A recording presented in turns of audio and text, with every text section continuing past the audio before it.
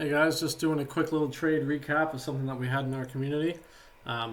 We saw price, this DeepSeek news drop, came down on ES, bounced right off the daily 100 SMA, held our 59.56 level, pushed right up over top of our 6,000 level, held the daily 20, and right before open, we had long zone alert on the hold of 6,000, stop loss right below.